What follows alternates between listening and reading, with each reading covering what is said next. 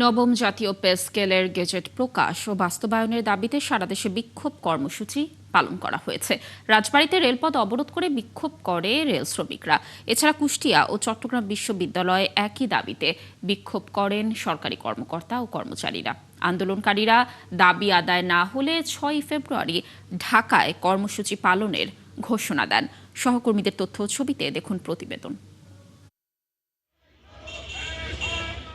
নবম জাতীয় পে স্কেলের ঘোষণা ও গেজেটের দাবিতে মঙ্গলবার সকালে রাজবাড়ীতে খুলনাগামী আন্তনগর সুন্দরবন এক্সপ্রেস আটকে বিক্ষোভ মিছিল করেন রেল শ্রমিকরা। বিক্ষোভের কারণে ট্রেনটি ১৫ মিনিট আটকে থাকে।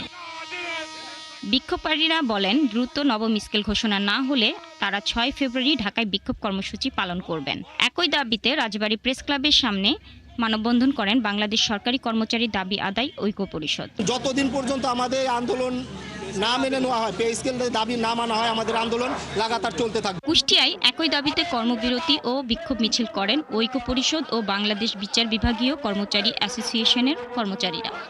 এ সময় তারা আগামী ৬ ফেব্রুয়ারির মধ্যে দাবি পূরণ না হলে জাতীয় সংসদ নির্বাচনে অংশ নেবেন না বলে হুঁশিয়ারি দেন।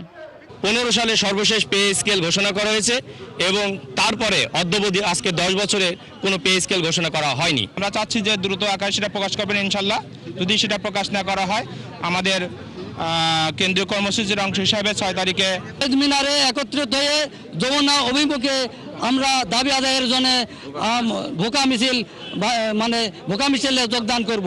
চট্টগ্রাম বিশ্ববিদ্যালয়েও নবম স্কেলের গেজেট প্রকাশ ও বাস্তবায়নের দাবিতে মানববন্ধন ও বিক্ষোভ করেছে কর্মকর্তা ও কর্মচারীরা। অবিলম্বে ঘোষণা করতে হবে। যদি ঘোষণা করা না হয়, তাহলে আপনাদের এই যে বিশাল আয়োজন নির্বাচনের, সেই নির্বাচনের আয়োজন হয়তো আপনারা সম্পূর্ণ নাও করতে পারেন। সিলেট বিভাগীয় কমিশনারের কার্যালয় সহ বিভিন্ন দপ্তরে কর্মচারীরা ২ ঘন্টার অবস্থান ও বিক্ষোভ সমাবেশ করেন। তারাও দ্রুত পে স্কেলের দাবি জানান। মুখে আপনি যাই বলেন, আপনার পেটে যখন ভাত থাকবে না, তখন কিন্তু আপনার কথা বলারও সামর্থ্য থাকবে না, কাজ করারও সামর্থ্য থাকবে না। গ্যাসের মূল্য বৃদ্ধি পাচ্ছে দেখতেছি, মাছ মাংসের দাম বৃদ্ধি পাচ্ছে, এখানে সন্তানদের শিক্ষা ভাতা বৃদ্ধি পাচ্ছে, চিকিৎসা বৃদ্ধি পাচ্ছে, কিন্তু কর্মচারীদের বেতন সেই পুরনো জায়গায় রয়ে গেছে।